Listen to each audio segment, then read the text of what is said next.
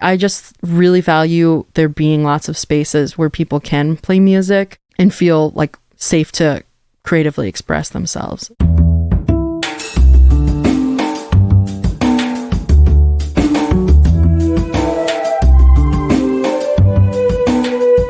This is Champagne is Also a Band podcast. One songwriter, one song. I'm Sven, your host for a journey into the music of Champaign-Urbana.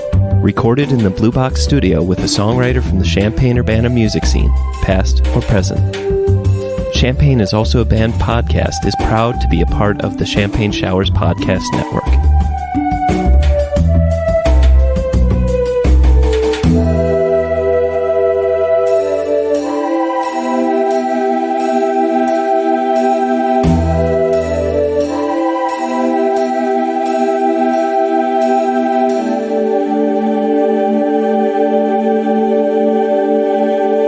Welcome to Champagne is Also a Band podcast. Today, I have Tessa Turner. Tessa, welcome to the show. Thank you. I'm really excited to be here. Today, we're going to be listening to your song, Narcissist, off of an upcoming album, or... Oh, eventually. This will probably be like a single release at some point. Maybe an EP. That's a lot yet to be figured out. Well, I look forward to the release. Without further ado, let's listen to the song.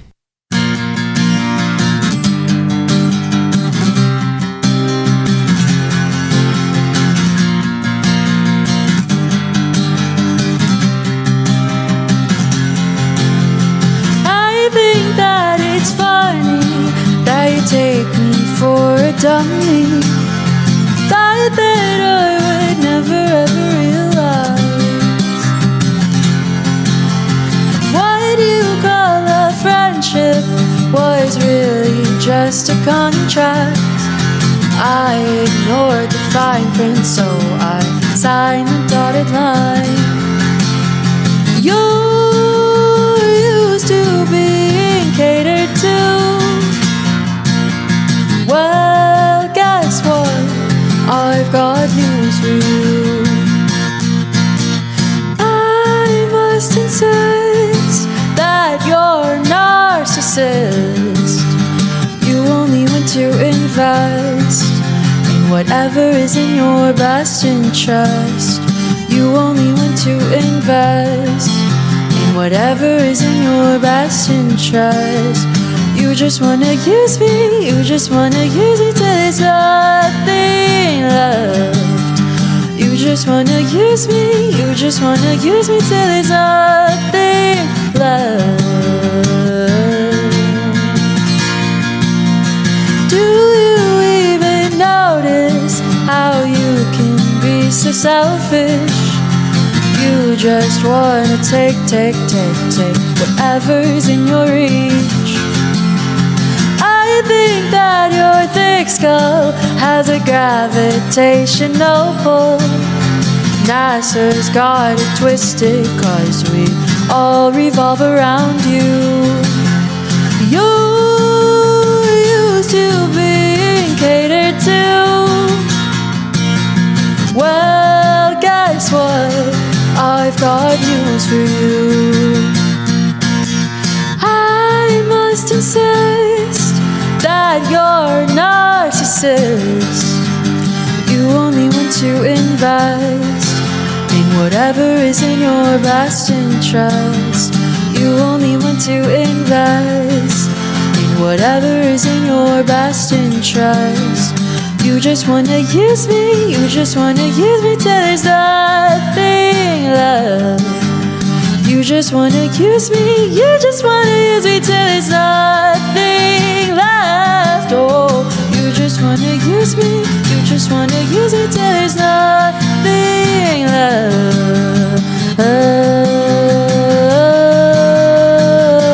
Welcome back. So, my first and favorite question to always ask, if you know what that is I do. What came first? Was it the music or was it the lyrics? So, yes, I did my homework and I have been anticipating this question. And I thought of a few different ways I could answer it, but I think I'll go the short route. I'm pretty sure that it was the chords. That was a short Yeah, answer. because I wanted you to ask me. Okay. I wanted you to pull it out of me. So, okay.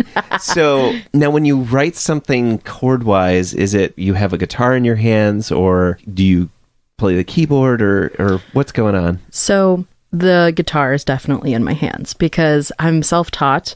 So it's really about making shapes and playing chords. Like sometimes I'll have learned a song recently that I learned a new chord from, and I'm like, oh, I am really interested in this, and I've not used it in a song before. But yeah, I'm sitting with the guitar, and when it came to this song, I really started with a concept. I wrote Narcissist in 2019, and the last time I'd written a song before that was 5 years. So there was a really big gap in songwriting. I really wanted to write something so different from what I'd written in the past. I was really influenced by the music I was listening to with my husband, which was a lot of like upbeat funk, and even some of it's kind of doo-woppy. And so that was in my head. I wanted to write something kind of tongue-in-cheek and kind of witty, and yeah, and just like having this specific bright upbeat sound. So I knew I wanted to play bar chords. That was like a priority. So I wanted to make that a big shaping element of the song. And then I started to get this idea of, okay, well, what do I want to write about? Like, what topic will make this really flow into being a tongue-in-cheek song? When I come to write a song, it's always like there's emotion that I'm sitting down with. I always write best when I'm bringing in emotion. This was kind of different in the way that I was talking about something that was more of an external conflict. Usually songs that I write are more internal, different like conflicting feelings I'm having inside myself. And this was more of like, this is a person who was specifically drawing out these different feelings and kind of more the source of what I was feeling inside. There was this concept that I came with first, and it developed. It seems funny that normally you write songs about internal conflict in a very narcissistic way, and then the one song that's titled Narcissist is about someone else.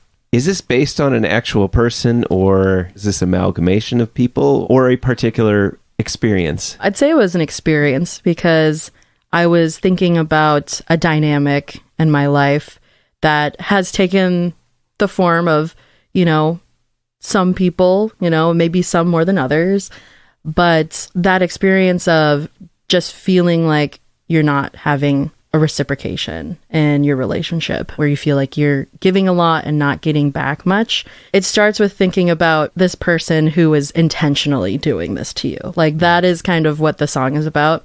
And that's very much from my perspective. Like, and yes, calling someone a narcissist is, maybe that's even a projection. Like, we could we could dig into it. I wrote the song a long time ago, so I've been trying to think about what it means, because I think writing it, it's not a song that I actually put as much like heart into as some of the other songs I've written about. There's even parts of it that I think some people really like that I was like, I actually thought about cutting that out.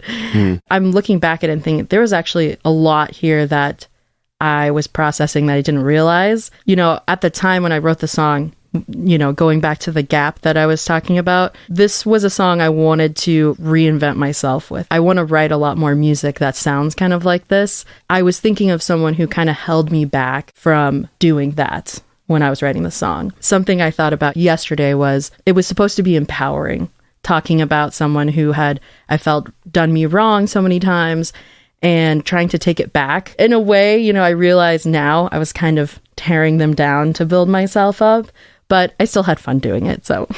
Right.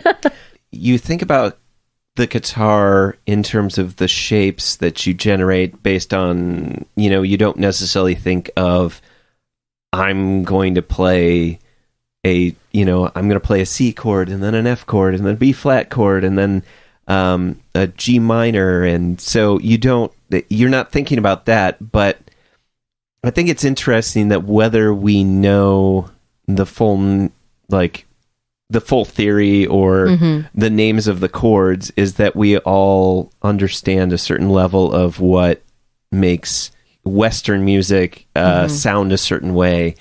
And so I'm just curious about how those shapes formed, and then when you mentioned that you wanted to have them be all bar chords, that also made me think of like, well, okay, at least that's a definite shape. What was the impetus for taking that path? Like I said, I was looking to reinvent my sound. I wanted to empower myself by writing this song and feeling like, yes, I'm going to take up space. I am a musician, because that's something I've struggled with a long time, is feeling like that's true.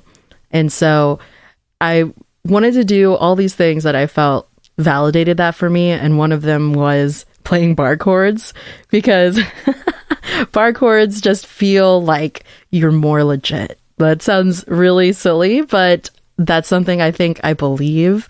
And it was a way to give me more confidence. I also liked the sound. I mean, there wasn't an absence of like, this sounds good, or, but there was some level of just priority that I wanted to do this. I had a goal, and I knew that when I played the song, I'd come back to that choice, that I'd be like, yeah, this makes me feel confident about my music. I have to say, the sound that gets generated by playing bar chords, I know what you mean, where it's like, I'm really leaning into the sound, right? Like, there's a forcefulness about playing those fifths as the base of the chord. It's really interesting to think that you had a mix of, I'm going to do bar chords, I'm inspired by some doo-wop, and then somehow those blended together. You had the chords, and you had this idea. When did the idea of the Narcissist like solidify in your mind? Like, that was where you were going to write? There's some specific imagery that came to mind. I want to say that the chorus is what drove the rest of the song. I'm really big on rhyme patterns and alliteration and wordplay. Like we were talking before we sat down to do this, I wrote poetry long time before I started writing songs, and that was how I initially approached songwriting. And so I must insist that you're a narcissist, I was like, that got stuck in my head. You only want to invest in whatever is in your best interest. I think that was really the groundwork. And then the verses came, and it was like, how can I visualize this for people? Like, how can I describe this experience that happens when you're in a relationship or you are in a dynamic with somebody like that, that will be funny, recognizable, and just kind of hit home. Like, I feel like I wanted to describe it in a way that other people can relate to. I think a lot of people forget that narcissists can sometimes be a lot of fun. They can be, but in the end, so true. It's just all about them, right? So in the end, when you actually need something more than just a good time or just to have someone that tells great stories that are all about them, it comes down to that just falls flat. And I feel that the intertwining of the humor, I almost want to say there's a little bit of a teasing tone about, is teasing the right word? Let me know if that's not the right word. But like, as I said, like the wink and the nod of just what you call a friendship is really just a contract. I ignore the fine print. So, okay. Like, once again, I managed to ruin lyrics. It's okay. Sorry, kids. Your first verse really hits it on the head, where what's wrong with like a narcissist in general. They can be fun. They can be entertaining. They can even do things that are very, very seemingly caring. That's, but in the end, the idea of everything is of a reciprocal or like, what can I get out of it kind of nature. When that relationship stops being, I want to say profitable or a result, then it dries up and then there's nothing to retrieve. And I think that your first verse about that, where it's just what you call a friendship is really just a contract, that verse also brings into a certain aspect your own culpability of you may have recognized it, but in the end you still signed on the dotted line, or you entered into it. You knew what you were signing up for. Yeah. I want to say that this version that we have, is a demo, so to speak. Yeah, we could say that. So stripped down. I'm just curious because I don't know if I've ever asked this, but what do you plan on adding to it when you do a final version? Or, I mean, feel free to pipe dream a little bit about what you'd like to add.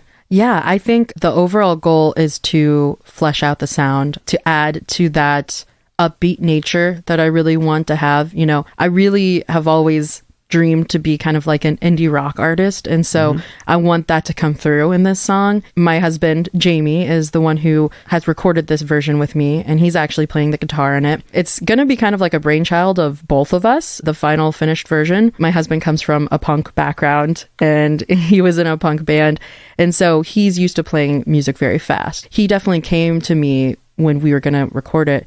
He's like, how do you feel about it being faster than you usually play it? And I'm like, let's do it, because I just can't play that fast. There's lots of things that I envision and dream about, but I kind of have the limitation physically or however. And so he's got this really fun drum beat that I'm excited about. The bass line I'm really enjoying. So I'm going to plant some, little ideas for you to imagine when you listen to the demo. The bass and drums were really important. And then he also came up with some really cool like guitar riffs that will be peppered in there. And I, of course, envision more like vocal layering. Now that I actually have a recorded version of it that's very consistent than like if I were doing it just on my phone, I'm kind of studying it myself and seeing as I sing along with it, coming up with harmonies and different ideas. Yeah, Jamie and I are both not very disciplined when it comes to recording or the creative process. We're very like, we've both held on to music for like years already. Like I have songs, as like a 28-year-old that I've held on for like 10 years, which sounds silly, but I'm really hoping now that we've got the setup, we just bought a house last year, that we're making the space for it, that we can start like letting go of these things and letting them out into the world as our own musical children. So excited to see where it goes. Definitely the things that I mentioned, but who knows? You'll just have to wait for the final release. One of the things I wish that the Champaign-Urbana music scene could do better is be less reticent to record and put out demos of the things that they're working on, because I think in some ways it's going to be really fascinating to see or to hear this demo version and then hear the final recorded version as it gets fleshed out or it gets reimagined or however you want to do that. We don't usually get to see that kind of insight unless we've seen you go out and perform in multiple places and then finally see you with a full live band or something like that. I want to tell you what my favorite part of the song is, and it's definitely the lyric, and it's the last line in the verse too of the, I think your thick skull has a gravitational pull. NASA's got it twisted because we all revolve around you. I just feel like that's the whole biting, funny, tongue-in-cheek, the sarcasm of like, well, okay, obviously it revolves around you. That I just feel like that tone flows throughout the whole piece, and it sounds great, but it's also funny, and it's, I don't know, the rhyming. And I appreciate that. The rhymes are kind of perfect. The rhyming scheme as well as the timing that you're presenting, it sounds like you really are being, if there were no music and if it was just you speaking the words, it would still sound just as sarcastic. I don't know. I don't know what to mean like that. It has that rhythm. Like the words are standalone? Yeah, the words in standalone would have that same kind of sarcastic, like whatever kind of tone to. I don't know if that makes any sense, but that's what I hear when, if you read it, the inflections that it generates in your voice sound like someone being sarcastic. That's all I meant. Sorry, folks. No, like to have somebody dissect my song in that way, because, someone who I just shared this with recently actually was Karina, who has been on the show. She had said, oh, I missed that line. The very one that you just shared is your favorite. Without my music being recorded, people like Karina have only heard my music live, where you're getting drowned out by voices or whatnot.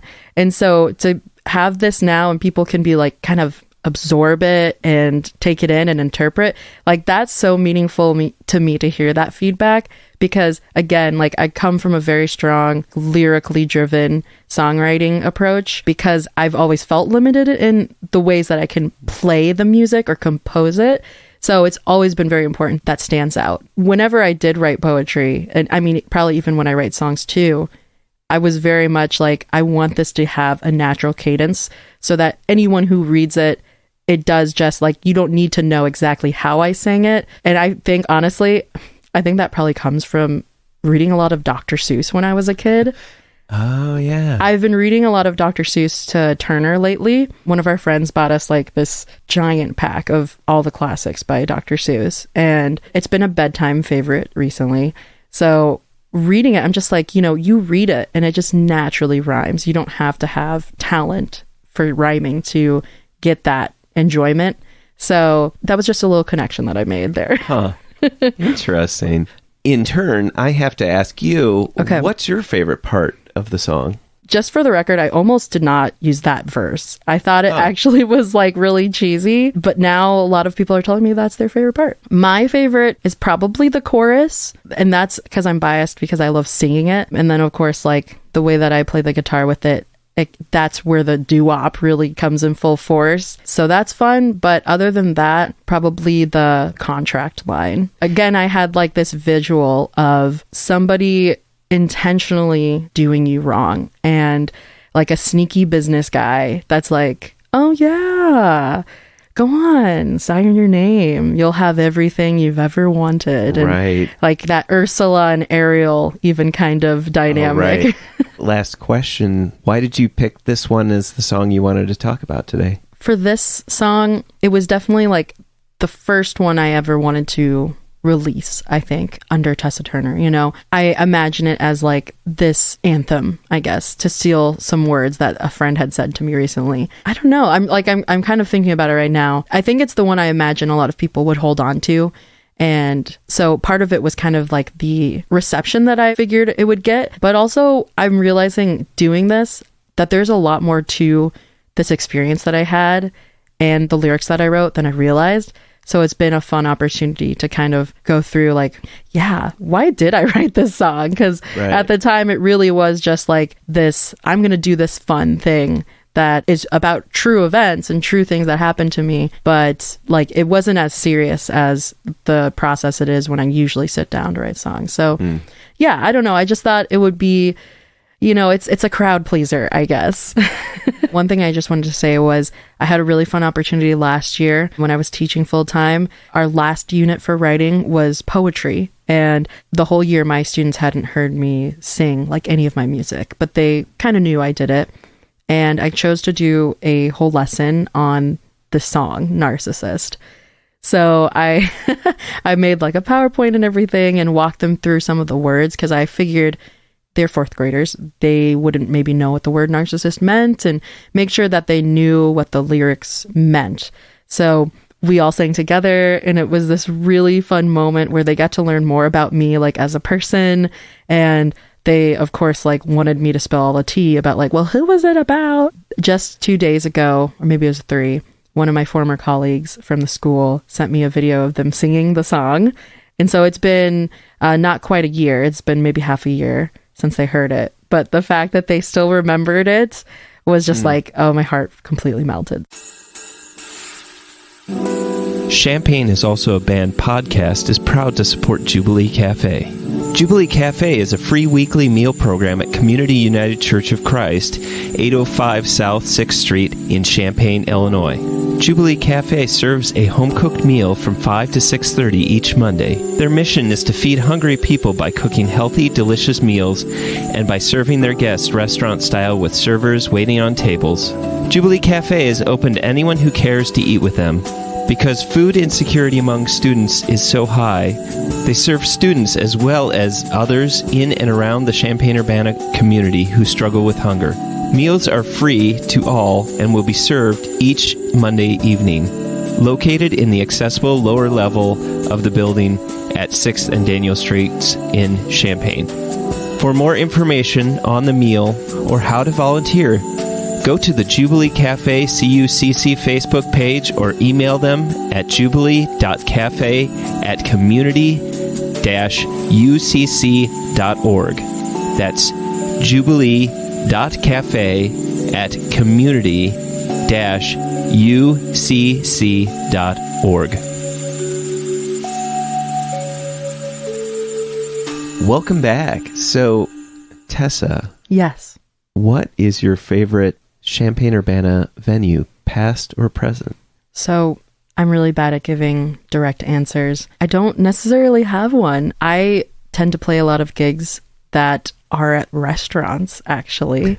And I really enjoy those because I get to eat food for free usually, and they also tend to pay me. I kind of enjoy being background music. I'm sort of used to that when I am intentionally wanting to represent myself as an artist, as Tessa Turner. I really have appreciated the experience at the Rose Bowl. You know, a lot of people obviously love the Rose Bowl, and it's a great intimate place. You know, the people who work there just make you feel very comfortable. You know, I was actually reminiscing on the Iron Post. I kind of miss the Iron Post. As a singer-songwriter, it's hard, I feel like, find a space where I feel perfectly comfortable, because I feel like my favorite venue in the CU is really anywhere they will pay me and feed me. I do try to value my time as an artist, and so that does mean prioritizing places that will pay me, especially as I'm a mom and a wife now. I need to value where I'm spending my time. And I feel like, to me, it's validating like the importance of paying performers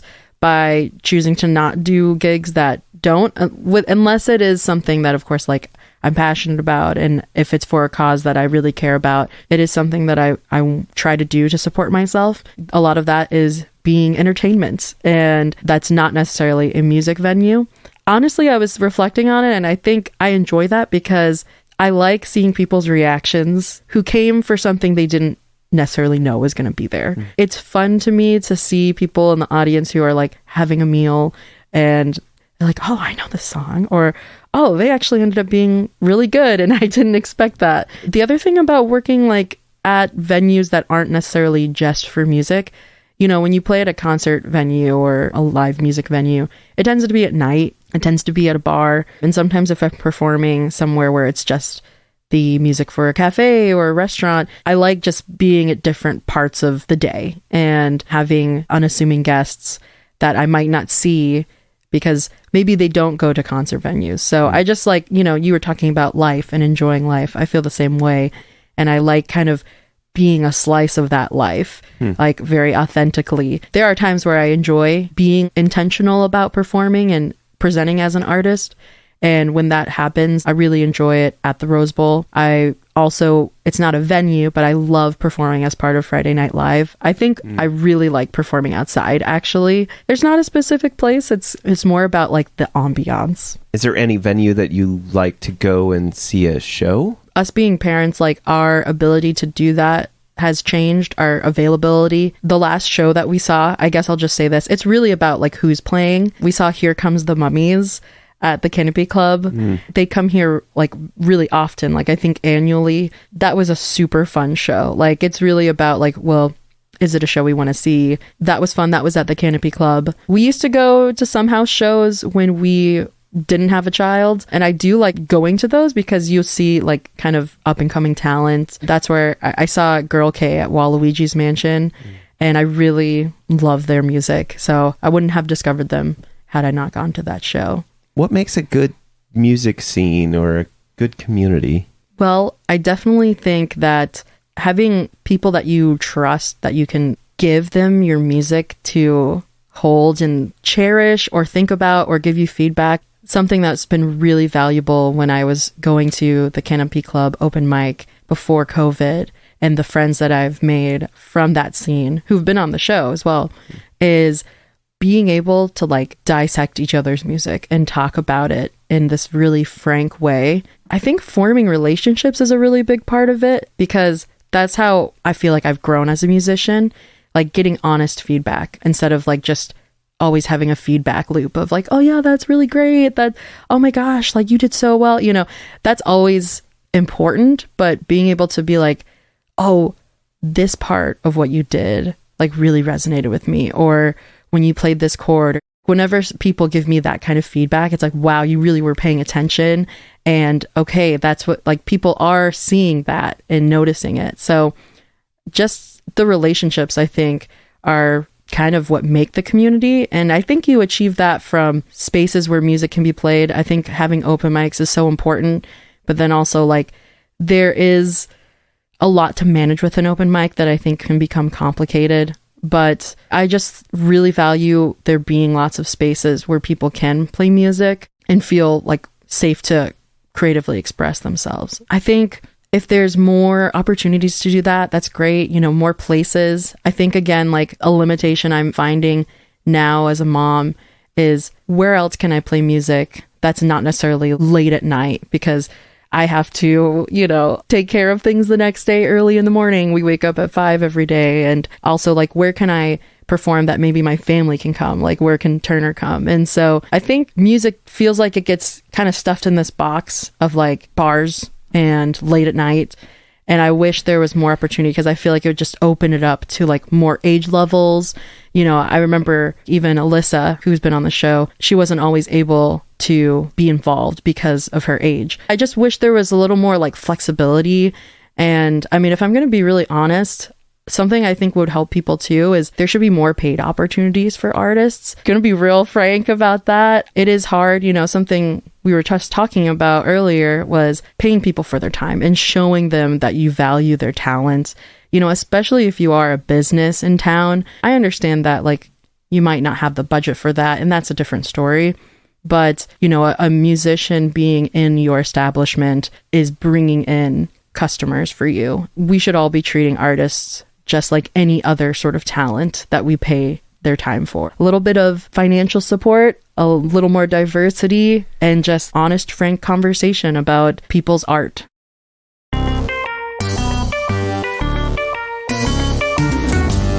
Champaign is Also a Band podcast is proud to support Exile on Main Street.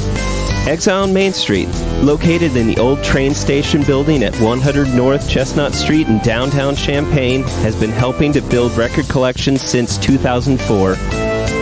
Carrying a wide array of new and used LPs, CDs, and video games. Exile on Main Street has something for just about any music enthusiast and old-school gaming devotee. Exile also hosts regular free live music shows on its stage, so be sure to check out their Facebook, Instagram, and Twitter pages for the up-to-date details on the next upcoming event. Open 7 days a week, they can be reached by phone at 217-398-MAIN. That's 217-398-6246. Welcome back. So, Tessa, what is your favorite non-musical thing or things? Oh my gosh, you shouldn't have said things, because I'm going to give you a list. That's fine. Okay. Let's do it. You know, I will say, number one, I'm talking about my family a lot, but they are just definitely my heart and soul. Like, spending time with Jamie and Turner has become such a huge joy in my life. My son is 2.5 now, and he is just like so much fun. I mean, he has his days, of course. Right. You know, I like to call him a Sour Patch Kid. Sour, sweet, sometimes sweet first, then sour, you know, and there's periods of time in between. We actually do a lot of music together. I intentionally put an acoustic guitar in the living room so it'd be more accessible. Don't tell Turner, but he's getting a drum kit for his Christmas present. So are you going to regret that? I'm just asking right now because it feels like No. Actually, okay. We welcome the noise. Like, I also bought him a antique children's piano, because we have like the electronic ones that they also like say all the numbers and the colors, but that's not the same. So we have one of those in the living room, and whenever Turner's around Jamie's drum kit, which is in Jamie's office, he goes straight for the sticks, and he just starts. Jamie is a drummer, like, first and foremost. So it's like, oh, okay, maybe this will be his path. We'll see. Spending time with them is just really great. I love just seeing Turner's personality develop and kind of just making memories is really great. And through that, we spend more time outside. You know, when Jamie and I were first dating, we would do a lot of hiking and traveling and everything. Anytime outside just feels way more precious now, I think, as I get older.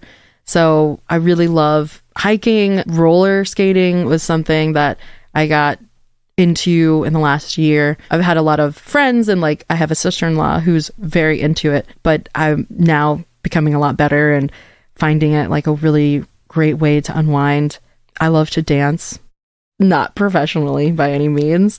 I play a lot of Just Dance, and that's very like emotionally and physically healthy for me. I've been really working on my relationship with exercise and movement and framing it as movement and like, okay, what do I actually enjoy to do for movement? And when I was like honest with myself, I was like, I love to dance and I really love to skate. So those are at the top of the list. I love to cook, do a lot of cooking when I have the time. Love to binge watch movies and TV. I take care of my plants, you know. I'm just thinking about all these things I enjoy. But I feel like, yeah, I think I'm really trying to build on my enjoyment of nature and moving, things that don't like make me depend on, I guess, like material things as much. I want to preemptively thank you for hopefully generating another drummer for the Champaign-Urbana music scene, because when Turner grows up and eventually wants to join a band, Turner will have his choice of any bands he wants. Any drummer has at least 4 or 5 bands that they're a member of because there are no drummers. But anyway, that's a side thing. Yeah. But I always joke about how there's only, you know, the 5 drummers that we do have on the scene. Yeah, it just seems sparse. Oh, and if he could pick up the bass too, that would be great, because I feel like bass and drum, but you know, definitely rhythm section. You know, I only mentioned that jokingly, that you'll regret it, but it's just, I imagine that just like, oh, can he just stop pounding on those things for just a second? Yeah, I mean, I think that's like the stereotype, is that like, oh great, like let's give your kids something that they can make a ton of noise with. But yeah, I think we welcome it, honestly. I think we really enjoy it. Like, our house is pretty quiet otherwise, and that's how we fill the space, and we kind of do it as a family, so it becomes a fun thing, I guess. Yeah, I think instead of a child just playing the drums by themselves, but if you interact and like, this is us communicating the music, and sorry to make this all back to music, the non-musical thing into music, but no, that's okay. One of the important things that I think that so many educational groups, whatever, seem to forget is that it is another language, that it is a way to communicate, a way to empathize, a way to connect with other people, that there's very few disciplines that focus on that empathy, that emotional connection, that, you know, way to connect with people in a way that humanizes one another. So I feel like that's borders. Yeah. That's interesting that you say that, because I am an educator. You know, I was disciplined as a foreign language teacher, so I'm certified to teach French and Spanish. And I'm also very passionate about like social, emotional well-being. And I did a lot of that when I was teaching full-time last year. And I never really thought about how music can be used as that tool for empathy and compassion. So I'm really like glad you brought that up. Yes, I think I see it in Turner too. Like, I will say he's already got like some rhythm to it. Like, he's already, you can see that developing in him, because we immerse so much of music in our household. So what Turner will do when we're playing the guitar and singing, he has these magnetic foam toys, and he will put this kind of like cylinder with this sort of like half spherical toy. He puts it together and it looks like a microphone. He'll start singing into the microphone. And so he's already got an understanding of like how he can be a part of it. And it's really fun. There was one day we used those toys, and we'll just kind of spontaneously karaoke. Like, we don't have a machine, but we'll throw up like a YouTube karaoke video on the TV. It was auto playing, so it was like Celine Dion's like My Heart Will Go On. And I was singing it, and Turner came over to me and he started like holding my face with his hands, and I think he was getting glossy eyed, and you could see him like having this emotional journey. And it was like, wow, you're just, 2 years old, but music is like speaking to you. Yeah. So I totally agree. Yeah, I just find it interesting that, at that point you're activating someone else's music and words, but because it's coming through you, you have that connection with another person, which it's so fascinating to me. And I mean, like, I feel like one could, hey, if anyone wants to do this, could make a whole podcast about how the emotional connections of music and how it brings people together. And so true. mean, honestly, just the podcast of wanting to talk to people about the songs that they've written brings people like you into my studio to talk with. And so it's one of those, music brings people together, and I think that's amazing. So I agree. Tessa, thank you for coming all the way out here and telling me about your song Narcissist, about the Champaign-Urbana music scene, and then your favorite non-musical thing. So I really appreciate you coming out here and chatting with me. It's my pleasure. Thanks so much for having me, Sven. This was a lot of fun.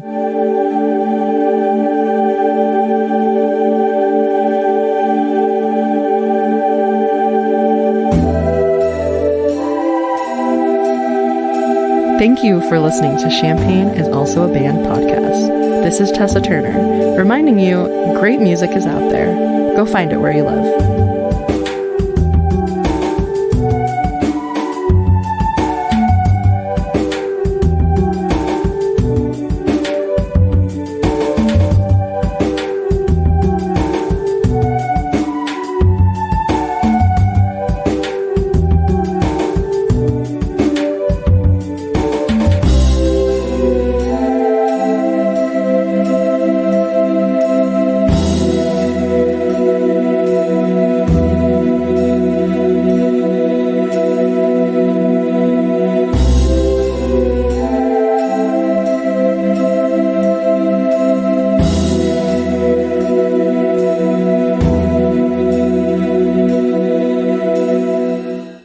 That's a wrap.